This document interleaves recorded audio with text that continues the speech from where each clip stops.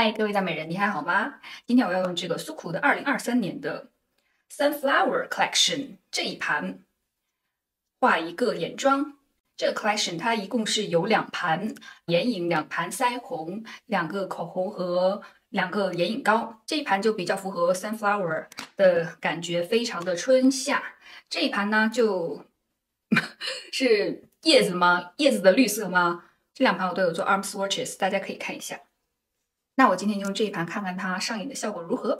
我的脸现在已经上过防晒霜了，我要用一个，这个是 Make Up Forever 的 Redness Corrector。我要给脸部先做一个去红，因为这边看有些过敏，看看它这个好不好用。这个质地是比较油润的质地，滑滑的，然后感觉很香。闻起来很香诶，就是早期的 Make Up Forever 的香味。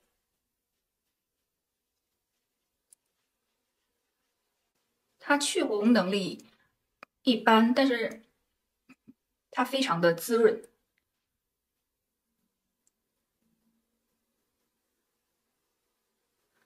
现在市面上好多这种CC cream 啊，什么去红的啊，像这2个我是在 Amazon 买的，就千万不要买，我觉得是雷品，因为它涂上质地啊，它的去红效果非常好，但是它里面有非常小的颗粒。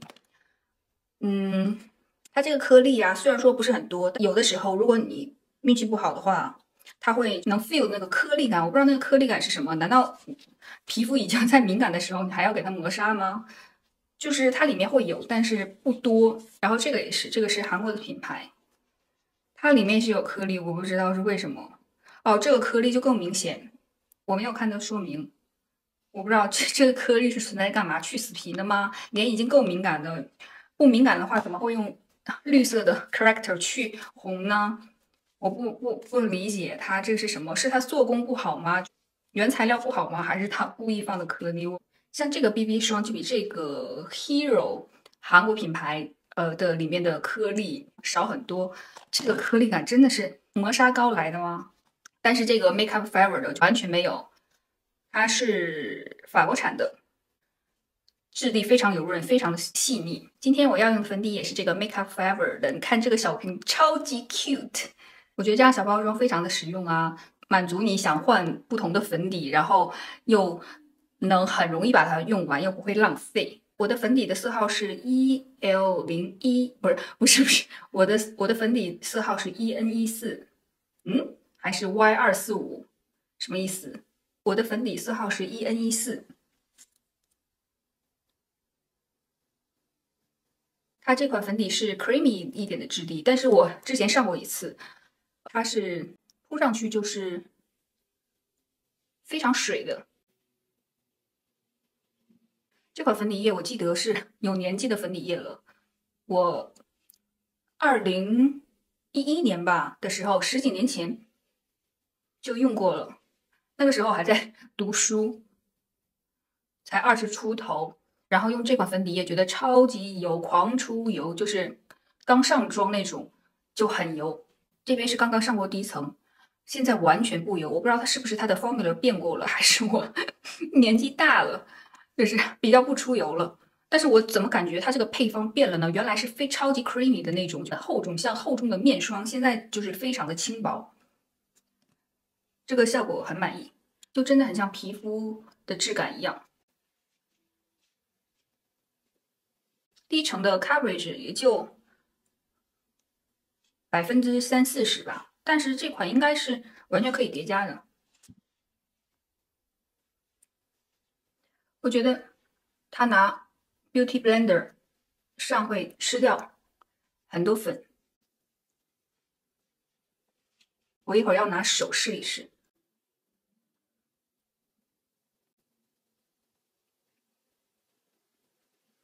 第1层粉底我已经上好了，目前的妆效我还是比较满意的。除了这个泛红的部位它没有遮住，我觉得美妆蛋不是很适合，所以我现在要徒手上粉底。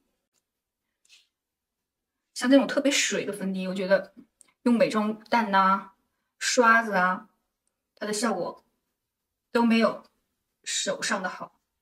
看，用手就是这个遮盖力就完全不是一个等级的。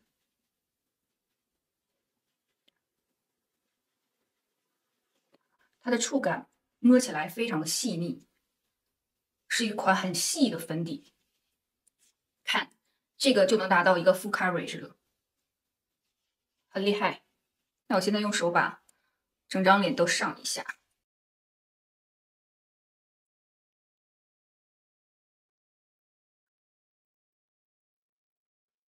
它现在的配方真的很轻薄。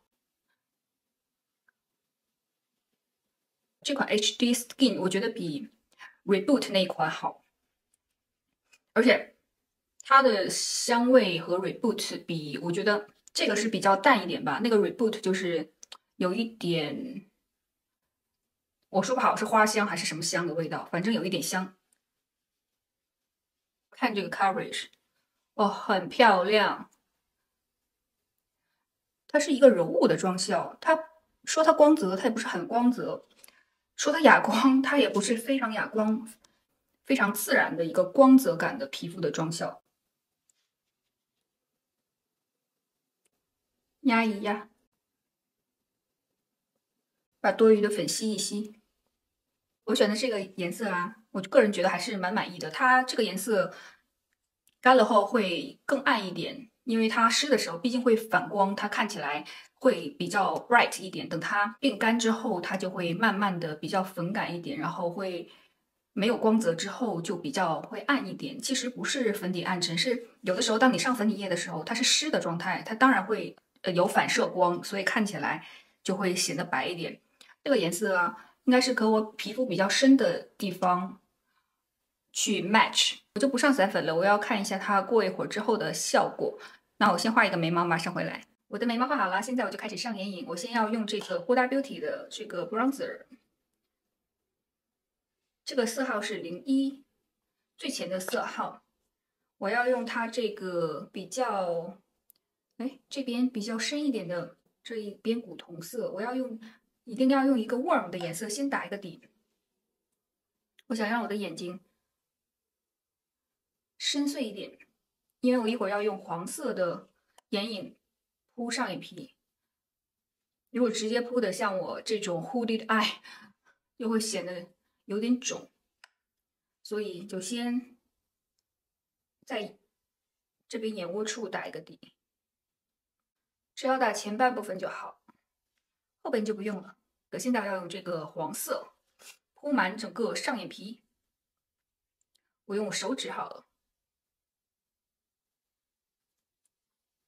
它这个颜色算比较饱和的，然后它这个黄色是比较艳丽的黄色，超级夏天，是不是很向日葵的感觉？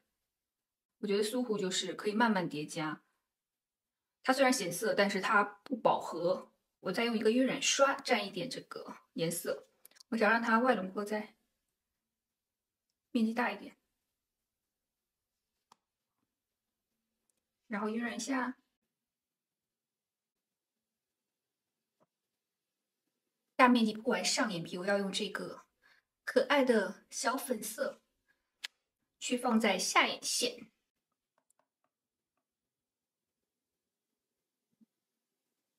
整个铺在下眼睑，这个饱和度真的不高，所以要多涂几层，但是也不能涂太多层，因为它是粉质会干，眼下会卡纹。把它晕染开，让它边界不是那么明显。像这种很有活力的这种彩妆，边界画太明显就显得会生硬。接下来我用这个珠光色放在眼头，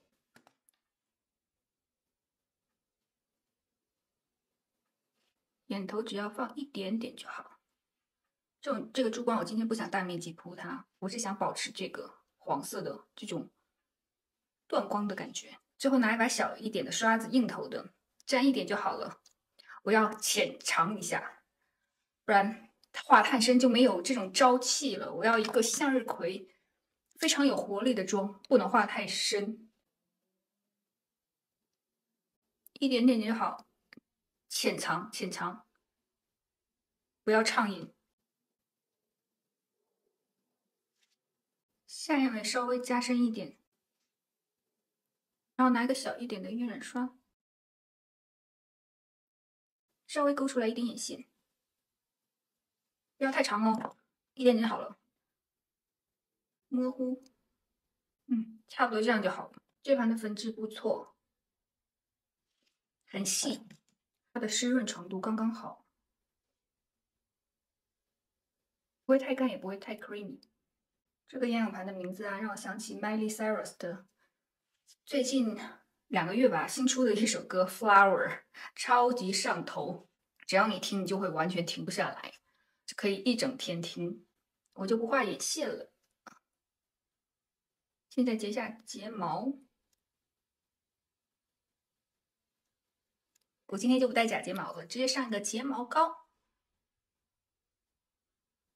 我就随便拿一个睫毛膏，我比较喜欢质地干一点的睫毛膏，比较好上。太湿的话就不够卷翘。说回 Miley Cyrus，我觉得她之前啊，就是感觉被迪士尼捆绑了。那首 Malibu 之后，我就觉得她哇，怎么这么有才华啊？就她终于找到她自己的风格了。我觉得她状态越来越好，现在她就是一个 icon。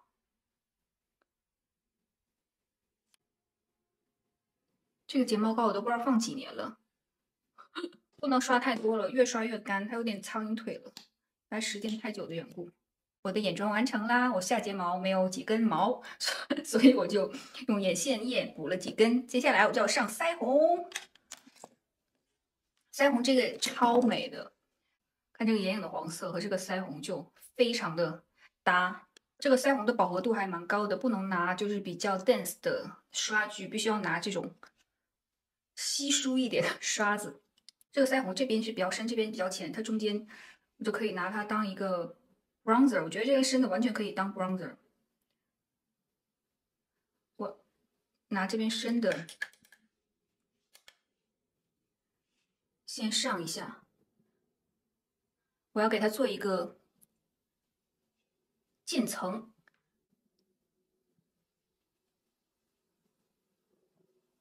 哦，这边就是很有活力的感觉。然后我要刷这个黄色，我要把它放在这个稍微红点的上面。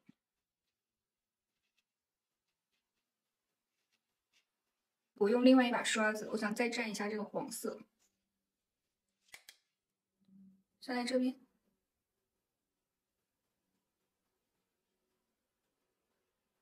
颧骨的上方一点，有没有刷出渐层的感觉？我是刷的比较多了，想让大家看一看这个感觉。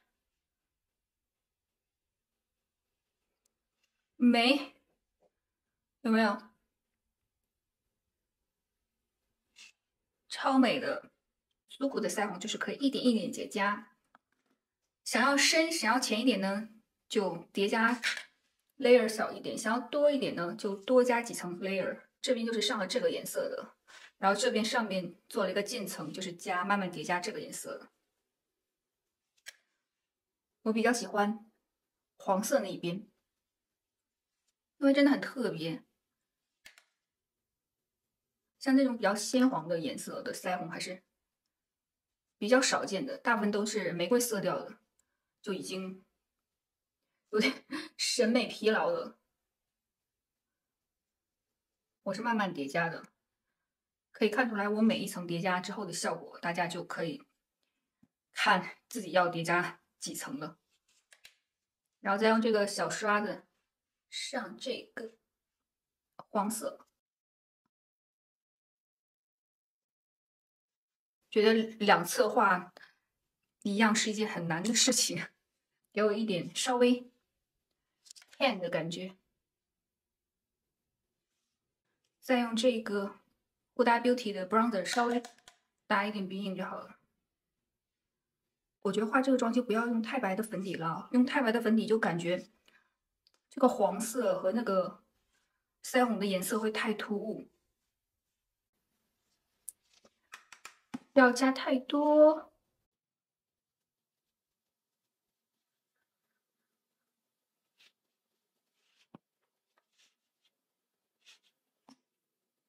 最后我就上这个口红，我选的是这个比较深一点的颜色，它有一个比较裸一点的颜色，这个是比较偏橘的。我之前试了一下，我觉得它不适合厚涂或者是非常工整的上，它一定要薄涂，然后边界一定要晕开，不然就很有上世纪90年代港星的那种感觉。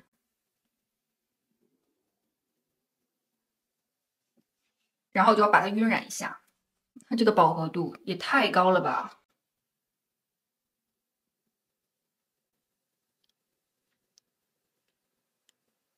就把嘴唇弄得稍微边界稍微乱一点，好像被强吻过。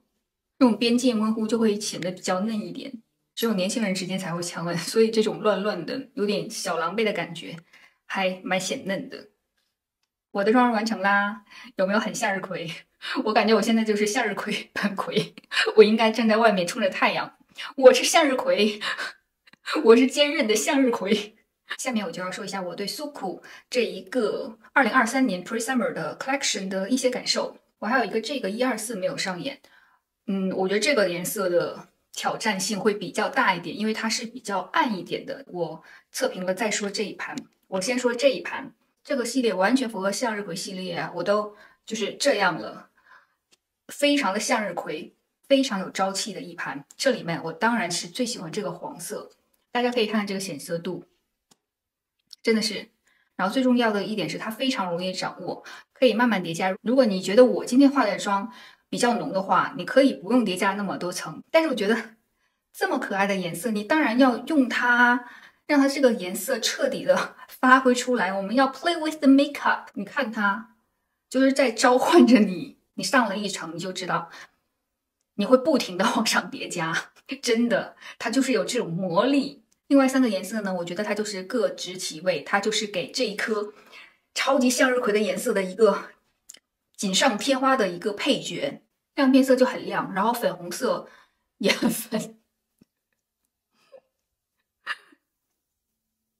总之呢，我觉得这一盘是一个非常有趣的眼盘，它既有趣，我觉得它又非常实用。我本人现在是对什么玫瑰盘呐、大地系啊，已经非常的厌倦了。我真的很希望能多出一点像这么鲜艳的颜色，不要再玫瑰色啊、大地色内卷了。我觉得这样的颜色更吸引我。你觉得这样的眼盘更吸引你呢，还是深邃的大地色系更吸引你呢？不用说了，这个腮红真的是超爱啊！你看，你花1分的钱能买3个颜色，中间的这个可以当 bronzer， 这个是比较深的，这个是比较浅的，可以做出一个完美的渐变颜色。而且这个颜色就真的是很特别，夏天 perfect for summer。如果你是一个追求特别的人，我觉得这一盘你非常值得入。最后这个口红呢，我觉得是这个 collection 里面一个普普通通的吧。它的质地呢就没有什么特别之处，这个颜色呢也说不好，反正就是有点橘又有点裸，这个颜色绝对不能厚涂，厚涂了呢你就会像你不是偷妈妈的化妆品，你是偷你外婆、偷你姥姥的化妆品，厚涂就是超级有年代感。所以呢，这个如果你有执念，就是你一定要配到一套苏库的这一个2023年 Pre Summer， 你一定要配到一套，那你就入。如果你没有这种执念，那你就完全可以 pass 了。那今天苏库的123的 review 就到这里了。那下次我要 review 苏库的124。看这个颜色就真的很有挑战性。那如果你想看我上这盘眼影效果如何，有没有翻车，那请你继续关注我。我们下期视频再见，拜。